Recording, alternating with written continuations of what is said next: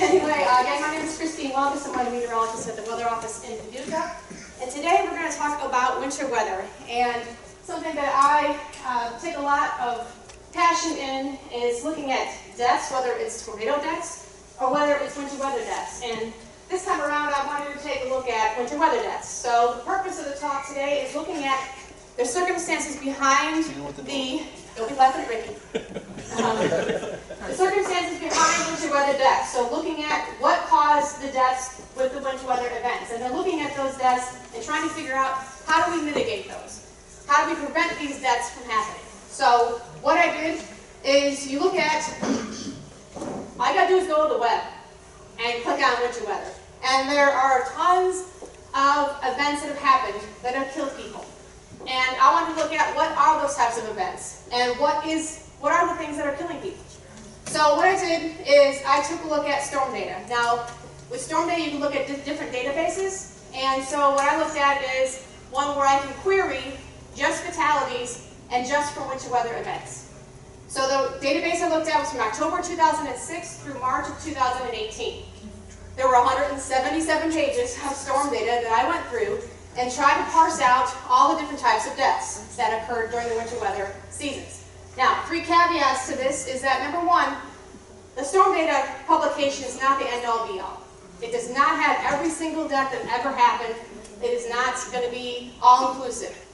Number two is that indirect deaths are not supposed to be included in storm data. So if someone dies in a car accident because they swerved off the road and hit a guardrail or whatever, that's not supposed to be in storm data. Only direct deaths are supposed to be in storm data. However, I did find some cases that there were. So there were some inconsistencies in the data. And number three, not all fatalities that are listed are going to have additional details.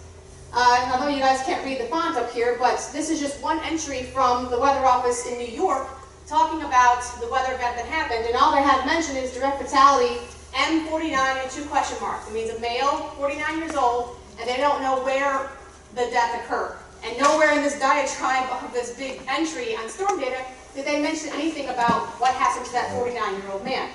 So I went into dug a little bit deeper, and I took those 177 pages and actually made a spreadsheet and said, oh, I'll just look at what happened. What are the deaths? What happened with all the people that died? And I actually looked up online. You can find newspaper articles, maybe coroner's reports, all kinds of different ways you can figure out and delve a little bit deeper into the deaths.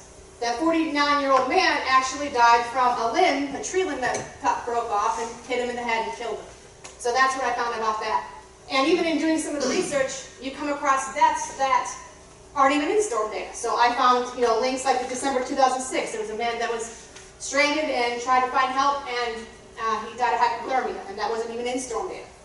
So what I looked at for those, 12 years or so, from October 2006 through 2018, I counted both direct and indirect. If the narrative mentioned something about indirect deaths, I counted those as well. So just across the country, nationwide, I counted around 630 deaths in storm data alone. Now again, that's direct and indirect. So when you break that down as to why all these people perished, these are all the different categories of reasons why these deaths occur. Now I don't have time to go through all of them, but we're going to go over quite a number of them today. Okay? The first thing I want to talk about is one of the events that happened that affected most of you in this room, and that was the 2009 ice storm.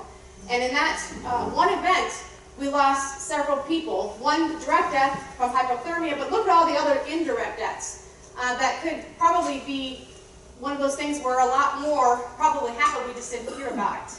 Okay? FEMA actually reported 36 total fatalities for the entire region. And again, you would think, well, it'd be car accidents or something else that were the cause of deaths, but carbon monoxide poisoning was the highest on the list. Okay, people using alternate forms of heat and weren't ventilating or whatever the case may be. So the first thing I want to talk about is vehicle accidents. Okay, looking at the Department of Transportation, they had 2 statistics that I wanted to share with you all. The first is, every year, 24% of all weather-related vehicle accidents that happen on snowy, slushy, or icy pavement, that there's 24% of them happen on those types of situations. Now, over 1,300 people are killed and over 116,000 are injured every year when the crashes occur on snowy pavement. But when you take a look at whether or not the accidents occurred during the snowfall event, those numbers go down a little bit, which would tell me that people are at least getting the hint that maybe they shouldn't be out driving in this stuff, and maybe the numbers go down. But you're still talking 900 people killed every year, and nearly 76,000 people injured every year in crashes that involve snowfall or ice accumulation. So something else that I looked at, there was a paper that was actually part of some training that we had to do, and the paper's listed up there for you, some AMS, and what they looked at, they realized that the storm data publications obviously are lacking. So they wanted to delve into other databases to figure out, well, maybe we're getting more deaths in the vehicle accident realm than meets the eye. So they looked at the National Highway Traffic Safety Administration's FARS system, which stands for Fatality Analysis Reporting System. And that is something that they have come up with. That was in 1975 they started this system. And they categorize every single fatality accident, and they have all kinds of data on the accident. So they found from 1975 through 2011, there were over 31,000 fatalities that you can account from having happened with winter weather. So annual snow, ice, whatever the case may be. Winter weather was a factor in over 31,000 people dying from 1975 through 2011. Well, they wanted to take a look at how does that compare to storm data. Okay, again, storm data is the National Weather Service publication that records weather events. But before 1996, storm data did not have winter weather information in there.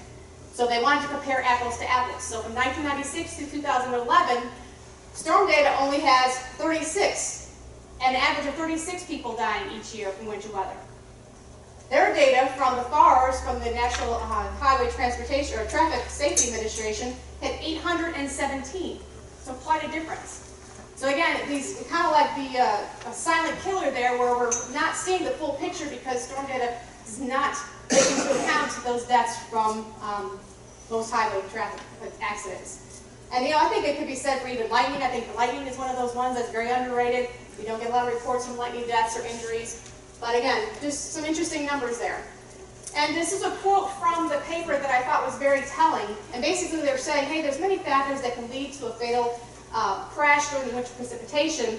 But the meteorological community plays an important role through first forecasting, obviously, the winter weather precipitation, but also communicating that risk to the public. And that's why we at the Weather Service, Chris and Jennifer with radio and TV, that is our job, okay? You can only forecast so much, but we have to be able to have a way to explain the impacts to you so you know how to react to it.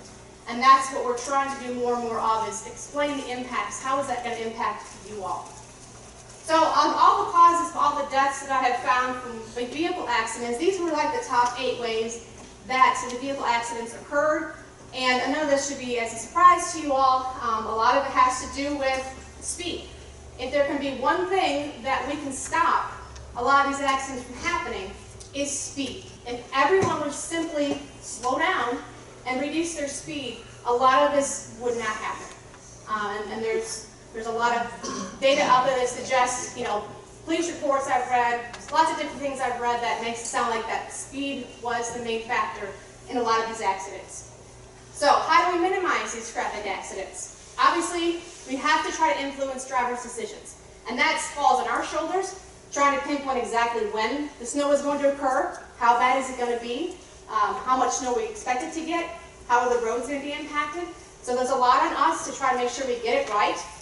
But we also have to figure out, how do we influence drivers out there? How do we make sure people understand that their high rate of speed and their close proximity to the vehicle in front of them has a main impact on whether or not they may injure or kill someone. And this is my favorite. How do we overcome that false sense of security from everyone driving in 4-wheel drive cars or the anti-lock brakes? Okay? I drive a 4-wheel drive truck every day to work, and I'm driving like a little old grandma when there's snow on the ground. Okay? It doesn't matter to me whether I have 4-wheel drive or not. It's not the end-all be-all, but people think that it is. And every time I see people drive around crazy on the roadways when there's snow on the ground, a lot of times it's pickup trucks and things like that with 4-wheel drive. Also, do drivers really know how to drive in winter weather? Okay? I'm from Chicago. I've driven in a lot of snow. Feel like I kind of understand what's going on. But you stick a 17-year-old driver who's never seen snow and driven in snow before, and they're driving off to school, do they have any clue what they're doing? Probably not. And there's a lot of information that's available on our website. I Googled winter weather driving infographics. There's a ton of awesome, very well done graphics. This one is from a tire place in Utah, but a beautiful graphic. Simple, explains things very well. We've got graphics from the AAA, all kinds of neat graphics out there that are to the point and give you the information that you need. And I think that we, as a weather enterprise, the Weather Service, media, other sources, need to try to get more of this information out to people and make people understand the importance of it. And, really try to drive home some of these points I've been trying to make. Even YouTube. I mean, if you're trying to teach your teenager how to correct understeer, there's a YouTube video out there for that. So, again, try to get that information out there to help people. Now, one of the things in the data that I found really disturbing in this day and age were how many people died because, number one, they left their vehicle because it got stranded, either in snow or because of car trouble, went out searching for help, and ended up dying of hypothermia because they couldn't get to a safe place in time. I would think in this day and age with cell phones and different things that kind of thing doesn't happen much anymore, but it does. Case in point, 2015, Hickman County, Kentucky. 60-year-old man drove off the road because of the snow, thought maybe he could walk the rest of the way home, and they found him, unfortunately, dead on the side of a building as he was waiting for the building to open the next day, and he did not make it. So it's just amazing to me that we have so many people who either don't have anybody to call, don't have a way to call, or what the reasoning is. And that's what's curious to me is what happened. Why weren't they able to get the help that they needed? And as a result, died from that. So very interesting stuff. So again, trying to bring home again, if you have to travel, the man in that previous slide, why did he have to travel that night? Did he have certain circumstances that we could have tried to persuade him not to travel that night and save his life? If people have to travel, making sure that they have what they need. Do they know when the snow is supposed to happen? Knowing full well, I know somebody else talked about this too, is making sure you're checking the forecast often. Checking the forecast first thing in the morning is fine, but you have to keep up with it throughout the day as the forecast changes. We don't have knowledge to be able to tell you, yep, the snow's going to start at 5:30. I don't know. It's going to be a range, you know what I mean? So if you're trying to make specific plans on whether to go or not go, or to change your route, or whatever the case may be, you have to keep up with that. And you have to make sure that you're prepared. There was one night a couple years ago that I probably should have stayed at the office. Even in my truck, I probably it was in snowdrifts at the top of my tires, and I have a lifted truck, and I was scared. And I'm like, if I have to stay overnight, am I prepared? Because nobody's going to come and get me, because I passed a snowplow that was like this on the side of the road. So I know I wasn't getting anywhere fast. So am I prepared? Do I have enough in my car to be able to keep warm? And even if you have to stay in your car, do you know enough to keep yourself safe? There was someone who died stranded in a car because the snow had blocked their exhaust, and they had carbon monoxide poisoning. Again, people don't think about certain things when they're in certain situations like this. You're kind of in a panic, survival mode. You're not thinking, hey, maybe I should tie a bright colored flag to my car so maybe somebody will see me. Different things that you can't think about right away because you're caught up in the moment. Okay? December 22nd, 2004, Rick just mentioned this. This is where we had 14 inches of snow, I believe. 29-mile backup on I-24, went through several counties. They estimated that 1,000 people were stranded overnight. How many of those 1,000 people do you think had food, had water, had enough gas to run their car every 10 minutes to make sure that they were safe and they were warm? Things to think about when we have the next event. Okay? Next thing I want to talk about, and I'm going to be talking about pretty exclusively here, is hypothermia. And, just cold weather, it doesn't have to be extreme cold to cause some people to have health issues, to exacerbate certain health issues, and cause death just from being cold. But as we all know, hyperthermia occurs when your body loses more heat than it can produce. That's hypothermia. Now, it's one of those things that when you look at the data, when you're looking at a coroner report or a newspaper article, a lot of times hypothermia is not the main source of death. It's usually a contributing factor to the death. And I'll talk about that more coming up here. Now, hypothermia, by definition, your core body temperature has to get down to below 95 degrees to be considered hypothermia. When you get into severe hypothermia, your temperature of the core drops to 82 degrees. Okay, so just keep that in mind. So, for hypothermia, it's a very difficult thing to self-diagnose. By the time you are getting into the deeper realm of the mild to going into moderate hypothermia, you don't even know what's going on. And I'll explain why that is here. So there's really a fine line between just being cold and shivering to being hypothermic. And shivering is obviously, as we all know, your body's first response by trying to produce some heat through muscle activity. But your body also preserves heat by trying to take blood away from your extremities to try to protect its organs. And that's why our extremities are always colder than anything else. Now this is something I learned that I did not know, that the activity of your heart and your liver actually produces most of your body heat. So as your body continues to cool down, those organs are going to produce less and less heat, and your core temperature is going to continue to decrease. Now as your body continues to cool further, if you are not getting into a warmer environment, sooner or later that shivering is actually going to stop. And that's a bad sign. At that point, your brain's electrical activity becomes a little abnormal.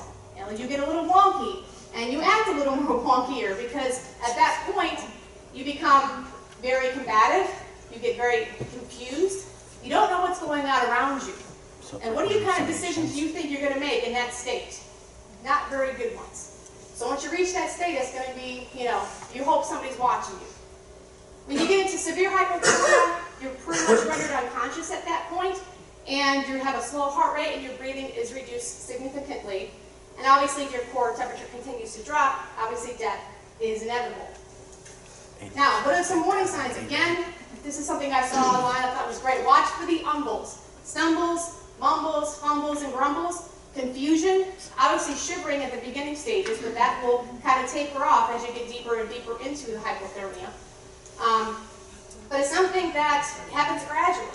Some people may not even know what's happening, and they're going to fight you on it. If you're with them and say, I'm fine, because they're going to get angry, they're going to get combative with you. Again, when you're confused and you're in these states, it's going to be a lot harder to make a very positive decision to your safety. And that's going to be a problem. That's how a lot of these people end up. They're by themselves, they don't know what's going on, and they don't make the right choices. Now, something I thought about, this is a picture from my friend over in Pulaski County, Illinois.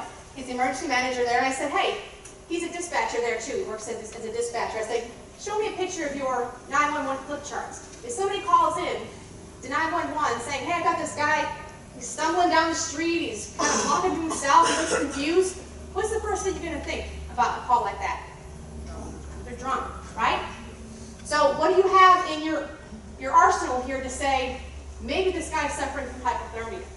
Are there choice words that those dispatchers can look for to say, hey, maybe we got somebody that's dealing with hypothermia? So this is something to think about. Okay, so I want you to think about, we talked about that 95 was the cutoff for hypothermia, the 82 degrees was the cutoff for severe hypothermia. What do you think the lowest ever temperature ever recorded was in an adult? I want you to think about that. Don't say anything till I get done here, but think about what your answer may be. And this young lady on the left here was skiing in Norway, and she slipped and broke through some ice, similar to the picture in the background here actually, and got stuck. And she was under the ice for 80 minutes. She was basically went unconscious within an hour, and rescue crews were able to get her out of the ice, but it took 80 minutes for the rescue crews to get there. At that time, she was clinically dead. She had no heart rate, and she was not breathing. She had turned blue. They got her as soon as they got her out of the ice, they did a CPR, started doing CPR immediately. And that's key, as you'll see here in a second. And they spent 4 hours on her to try to bring her back to life. And she was pretty much flatlined. There was no sign of life. But this doctor, Dr. Gilbert, the picture on the left, or he's the guy on the left there, he basically said, let's not give up. She's not dead until she's warm and dead, as they say. But as the body cools, even though the heart will stop and your metabolism slows down, there's less oxygen demand for the brain. If any one of us in this room were denied oxygen for 20 minutes, you're pretty much brain dead. But when you're cooled, when you're actually cooled down enough, the demand for oxygen to your brain goes down to about 0. So you can actually survive in a state because the brain does not need as much oxygen. And the thing that helped probably saved her life is that they were actually doing CPR on her as soon as they got her out of the ice. They started doing CPR. They did not stop until that heart started beating again. So the doctor mentioned that if the vital organs are cooled before cardiac arrest occurs, then the cell death that's inevitable will actually be kind of put on hold. Your body is almost in a suspended state at that point, and you're actually able to be revived back. And CPR, they say, provides 30 to 40% of the blood circulation to the brain. So basically, that CPR is keeping you alive long enough so that doctors can actually restart your heart, which is pretty amazing. And the one thing that he did also say, number one, she had no trauma. She was not bleeding anywhere. And there's also something about a potassium level that if that came back, negative or whatever it is, the number is, he would never even try to bring her back. But eventually he did bring her back. It took her about a week to even open her eyes, and it took her years to get back functioning again. But here she is back working at the hospital that actually ended up saving her life. It's a pretty remarkable story. Her name is Anna Badenholm. You can look her up on the internet, all kinds of neat articles. So what do you think her core body temperature was when they brought her to the hospital? Anybody have any ideas? 62. Anybody think lower? Lower?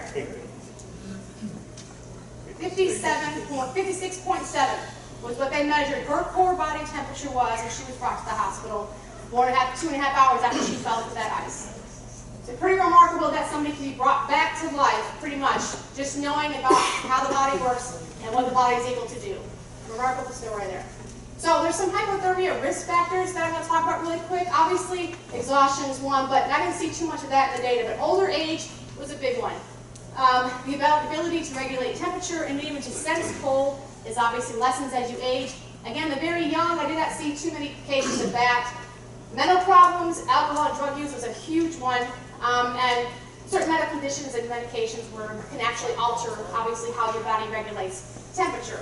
But alcohol and drug use was a big one. A lot of the things that I read about were, they were a drug user or they were alcoholic. And again, hypothermia was a contributing factor to their death. So, excuse me, the biggest thing that I found is on the elderly.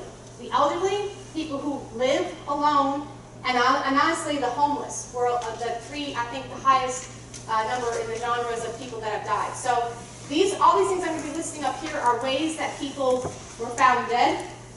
Those were dementia. They would leave their home. They would leave their nursing home. And how they even leave a nursing home without somebody seeing them is beyond me, but whatever. And they would be obviously not clothed correctly, and they would be found, dead someplace. And this is horrible. Case in point, 2015, February, 82-year-old woman from Evansville, suffering from dementia, left her home, and obviously didn't have proper attire and died from hyperthermia. Okay? Taking a walk outside and then falling, unable to get up. That can happen to any one of us in this room. My mother just did it yesterday.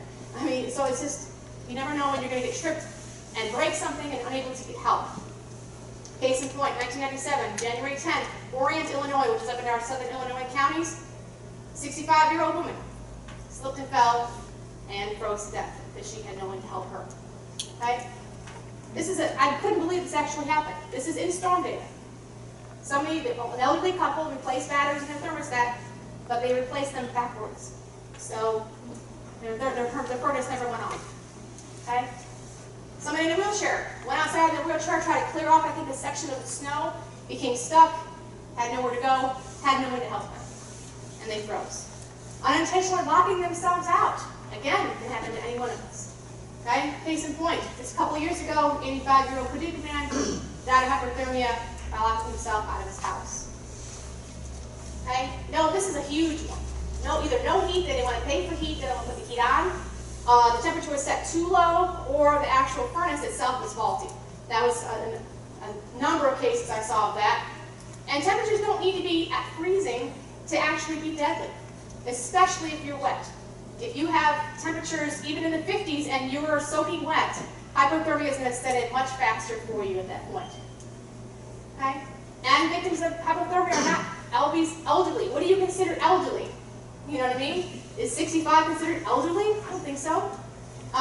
Here, 60-year-old woman in McCracken County found dead inside by her neighbors. She had no heat inside her house. Okay? So it can happen to everybody.